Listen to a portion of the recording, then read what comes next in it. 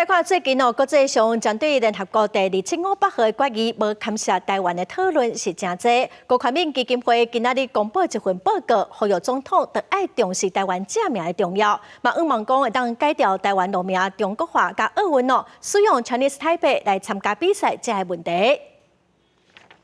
顶礼拜相识大典，总统赖清德强调，中华民国甲中国互相无隶属，不过坚持倡议国家正常化。郭台铭基金会指出，全国际当透过2,500号决议，无砍杀台湾的支持咱国。因认为政府应当积极面对台湾正名。因伫咧10月15发布控制属国家无正相关键报告，因伫内底指出这些问题和建议。伟大的政治家应该是想尽所有的办法把他的理念、理想极大化，而不是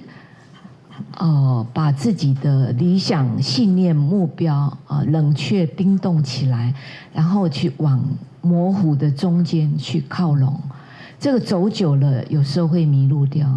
甚至会让我们的国民会有点无所适从。 基金会就真济专家学者共同编写这份国家无正相关键报告。学者指出，比论中正路、上海路等等，这个违权性和中国化的地名应当改掉，好路名通和台湾有更较密切的关联。另外，咱国旧年来直直以 Chinese Taipei 的名来参加奥运，前行政院体育委员会主委是认为，这会让国际愈无了解台湾和中国的差别。维权的人，中正路、中山路、经国路，你大家有看到这？ 敢若中正路全台湾满岛有311处，希望这无正义、扭曲的历史